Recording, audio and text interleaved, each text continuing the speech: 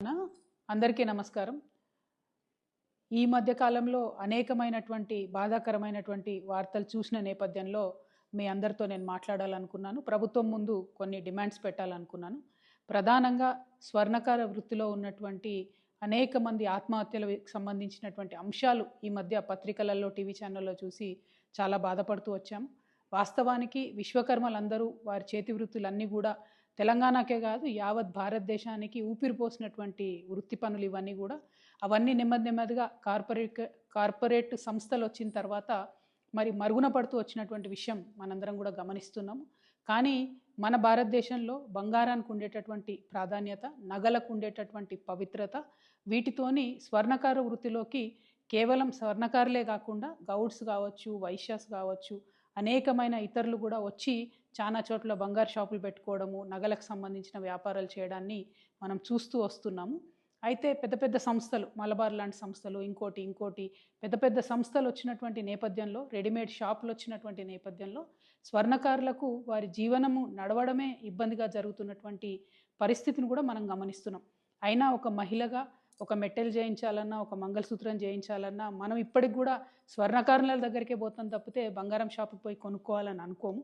కాబట్టి ఇంత పవిత్రమైనటువంటి వృత్తి, ఆ వృత్తి చేసేటటువంటి వారందరినీ, వారి కుటుంబాలని కాపాడుకోవాల్సినటువంటి బాధ్యత మనందరి మీద కూడా ఉన్నది.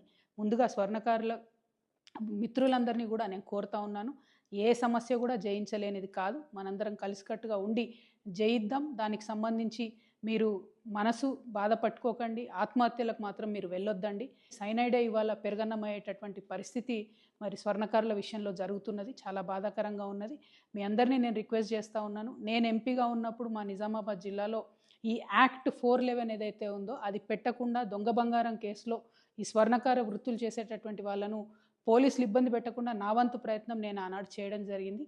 కానీ ఇవాళ ఇది రాష్ట్ర వ్యాప్తంగా చాలా పెద్ద ఎత్తున జరుగుతున్నది. ఈవెన్ ఏపీ, తెలంగాణ 2 రాష్ట్రాల్లో కూడా చాలా పెద్ద ఎత్తున ఈ సమస్య ఉన్నది. ఈ సమస్య పరిష్కారం అయ్యే విధంగా నేను ఇవాళ ఒక ఎమ్మెల్సీగా ఉన్న ఒక బాధ్యతాయుతమైనటువంటి సంస్థ జాగృతి నడుపుతున్నటువంటి వ్యక్తిగా, బీసీ ఉద్యమంలో మరి పోరాటం చేస్తున్నటువంటి ఒక వ్యక్తిగా మీ అందరికీ నేను అండగా ఈ యాక్ట్ 411 సవరించేంత వరకు కూడా పోరాటం చేస్తానని ఈ సందర్భంగా మీ అందరికీ తెలియజేస్తూ ఉన్నాను. మీరు మానసికంగా ధైర్యంగా ఉండండి. ఎట్ ద సేమ్ టైం నేను ప్రభుత్వాన్ని కూడా డిమాండ్ చేస్తూ ఉన్నాను, పోలీసులు తమ పని సులువు చేసుకోవడానికి దొంగ కన్నా ముఖ్యంగా వెళ్ళి స్వర్ణకారులను పట్టుకోవడం జరుగుతూ ఉన్నది. ఇది వారి ఆత్మగౌరవానికి సంబంధించినటువంటి అంశం, వారి కుటుంబ భద్రతకు సంబంధించినటువంటి అంశం. కాబట్టి పోలీసు వాళ్ళు చాలా సున్నితంగా ఈ వ్యవహారాన్ని డీల్ చేయాలని చెప్పి కూడా నేను కోరుతా ఉన్నాను. ఎట్ ద సేమ్ టైం మనం అభివృద్ధి కోసం కూడా చాలా ప్రయత్నం చేయాలి. కాంగ్రెస్ పార్టీ కామారెడ్డి డిక్లరేషన్లో వృత్తి పనిదారులందరికీ కూడా ప్రతి జిల్లా హెడ్ క్వార్టర్లో 5 ఎకరాల స్థలం ఇచ్చి షాపింగ్ మాల్స్ కట్టిస్తామని చెప్పడం జరిగింది. అట్లానే పర్టికులర్లీ స్వర్ణకారులకు సంబంధించి అనేకమైన స్కీమ్స్ ఇస్తామని చెప్పడం జరిగింది. ఆ స్కీమ్స్ అమల్లోకి తీసుకొచ్చినట్టయితే మన స్వర్ణకారుల బిడ్డలు కూడా కార్పొరేట్ సంస్థలకు తీసిపోని విధంగా ధీటుగా మంచి బ్రాండ్స్ను కూడా నిర్మించేటటువంటి సత్తా ఉన్నవాళ్ళు. సెంటిమెంటలీ మాకు మహిళలందరికీ స్వర్ణకారులే కావాలి కాబట్టి స్వర్ణకారులు చేసే వృత్తిలో ప్రభుత్వం తోడ్పాటు అందించాలని చెప్పి ఈ సందర్భంగా నేను డిమాండ్ చేస్తూ ఉన్నాను.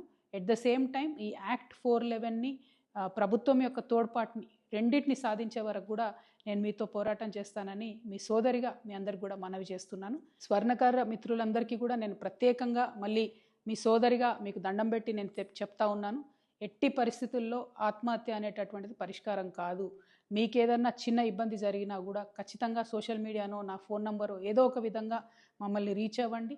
పోలీసుల విషయమైనా ఇంకోటైనా తప్పకుండా మీకు అండగా మేము నిలబడతామని చెప్పి తెలియజేస్తూ ఉన్నాను. చాలామంది నకిలీ పోలీసుల వేషంలో కూడా ఈ మధ్య మిమ్మల్ని మోసం చేసి భయపెట్టే ప్రయత్నం చేస్తూ ఉన్నారు. అటువంటి ట్రిక్స్కి పడిపోకుండా దయచేసి ఇమీడియట్గా పోలీసులకు కంప్లైంట్ చేయండి, లేకపోతే దగ్గర ఉన్నటువంటి నాయకులను అప్రోచ్ అవ్వండి. అల్టిమేట్గా ముందు మనం బతుకుంటేనే పోరాటం చేయగలుగుతాం, ముందు మనం బతుకుంటేనే మన బిడ్డలకు మంచి భవిష్యత్తు ఇవ్వగలుగుతాం. కాబట్టి ఆత్మహత్య వైపుగా వెళ్ళవద్దని చెప్పి స్వర్ణకార మిత్రులందరినీ కూడా నేను ప్రార్థన చేస్తాను. Thank you. జై తెలంగాణ.